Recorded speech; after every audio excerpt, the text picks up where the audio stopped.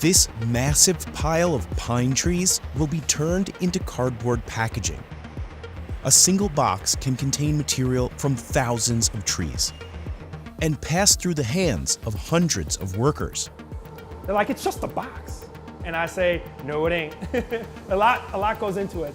If you've used a cardboard box in the US today, there's a 1 in 3 chance that International Paper made it. It's the world's largest paper company. Cardboard is essential for countless industries, protecting items as they move on trucks and ships. And the good news is that it's one of the most recycled materials in the world. But if so much of it gets reused, why do we still have to cut down millions of trees? And is it possible to make environmentally friendly cardboard? This mill in Georgia is just one of hundreds of facilities operated by International Paper. It runs 24/7 to meet demand from online shopping, grocery stores, and more. But no one in this industry would call their product cardboard. Why don't you like to use the word cardboard? Because it's not cardboard. Insiders call it corrugated packaging, a wavy layer sandwiched between 2 flat outer sheets. But yeah, most people call it cardboard. Making it starts with living trees. Forester Alex Singleton walked us through an area whose trees were sold to International Paper 2 years ago. It has since been replanted with longleaf pine. But it will still take decades for the new crop to mature. For many foresters, we only see a site harvested once during our careers. From this stage to there would probably be around 30 years. After harvesting, landowners make money selling their trees to different industries, which makes them into things like lumber, telephone poles, and of course, paper. The idea is to turn forests into an investment, so more people plant and maintain them. Without young, healthy forests, our industry could not be successful. I don't view logging or clear cutting as negative, it's just the start of a process. But critics say that replanting trees is not the same as letting them grow. This is one of the most industrial and heavily logged forests on the planet. The southern US, sometimes called America's wood basket, is home to 2% of the world's forested land. Yet it produces nearly 20% of our pulp and paper products, which either means it's highly productive or highly exploited, depending on who you ask. On a typical day, about 300 trucks loaded with freshly cut trees drive up to this mill. The first stop is the wood yard. Some of the trees are set aside into these massive piles, which ensure the mill can sustain round-the-clock operations. They come from farms and forests within 120 miles. A sprinkler keeps them wet so they stay fresh and to reduce the risk of fire. A crane scoops trees from the pile and drops them into a machine that knocks off the bark. With a debarking drum, you're removing bark. I tell kids, similar to like a potato peeler. This process creates tons of leftover bark, which will be burned for energy. The debarked trunks travel through a chipper and pile up here. On that wood chip pile, we can keep up to around 100,000 tons of chips. It'll only take the mill about 10 days to work through this mountain. A conveyor belt feeds into the next step, pulping. Pine is made of long, stringy fibers held together by a natural glue-like material called lignin. Paper makers want the fibers, but not the glue, so they use steam and chemicals to dissolve it. The reaction can create gas that smells like sulfur. If you've ever noticed a rotten odor while driving by a paper plant, that's probably why. International Paper says its plants are built to capture a lot of those gases, which cuts down on smell. The fibers are covered in a toxic mix of chemicals and tree residue, so they have to be cleaned. That liquor that's washed off gets evaporated and consolidated and goes into what we call a recovery boiler. In other words, the plant burns those goopy leftovers, creating steam and chemicals that can go back through the process and save energy. We're really plants inside of a plant, so we have our own chemical plant, our own power plant. In fact, this mill makes about 75% of its own energy on site. IP is also burning less coal than it used to, which helps cut down on factory emissions. But trees hold a lot of carbon, and the company's own sustainability report says carbon released by processing the trees was more than double its emissions from burning fossil fuels in 2022. Before the pulp becomes paper, workers add used cardboard to the mix. Old packaging gets a new start in this warehouse. The boxes that we use here in the recycle plant come from local retailers and grocery stores up to a 300-mile radius from the mill. Katie Fries has worked in this recycling mill for 3 years.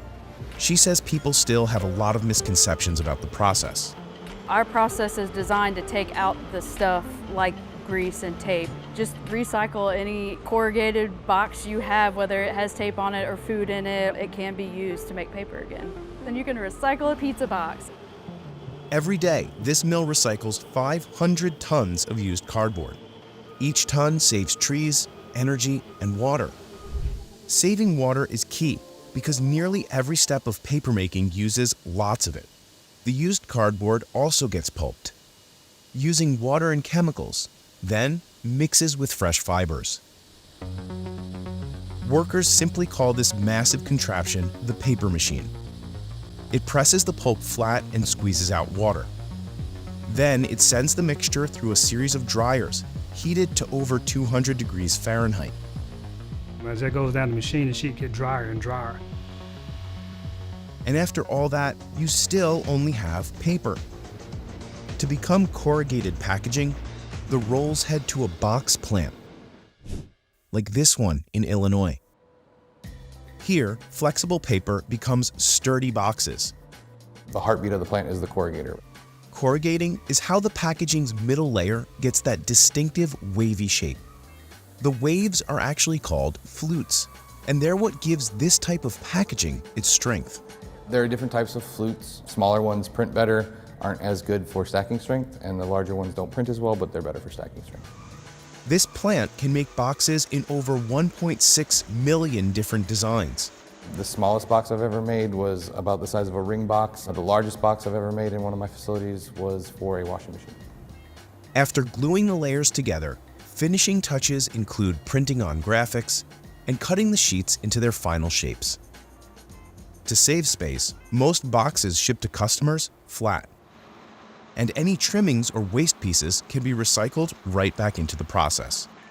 In the US, more than 70% of used cardboard gets recycled, which is much higher than the rates for aluminum, glass, or plastic. Corrugating paper is easy to recycle because the supply chain supports it, so there's value in it. It also helps that nearly 80% of Americans can recycle it using bins right on their curbs. So why does the industry still use up so many trees? Part of it is that old cardboard can't be recycled indefinitely. The EPA says it can only go through the process about 7 times. Each time it goes through pulping and blending, the long, strong pine fibers get a bit shorter and weaker. And eventually, the degraded paper bits simply wash through the screens and out of the process. So recycling is very important. But even if 100% of boxes got reused, making new ones would still mean cutting down trees. Some experts say the big question is whether the industry manages forests responsibly.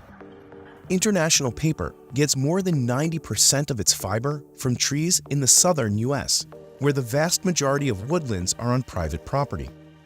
What we do is we provide a viable market for that landowner's trees such that they will have the income or revenue to be able to pay for the reforestation that takes place on their lands.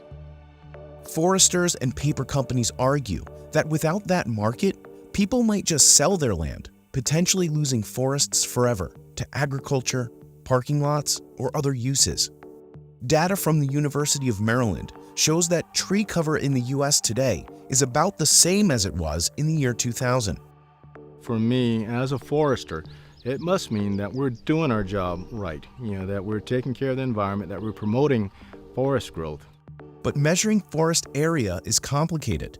To start, not everyone agrees what a forest even is. Pine plantations are not forests. Those are tree farms that lack the diversity, the structural diversity, the biological diversity that a lot of these species depend on. An environmental nonprofit called the Dogwood Alliance says that tree farms have been replacing natural forests.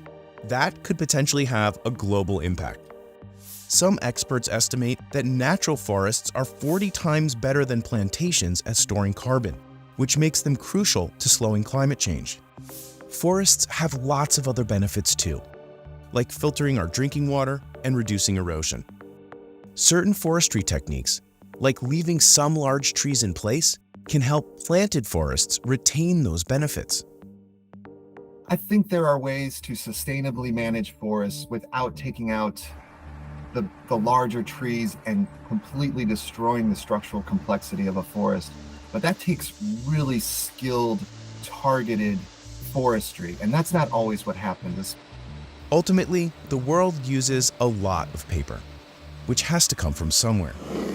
You might see certifications stamped on boxes. Those are supposed to indicate they're made of trees that were harvested sustainably. International Paper says that more than 30% of the fibers it used in 2022 came from forests with one of those certifications.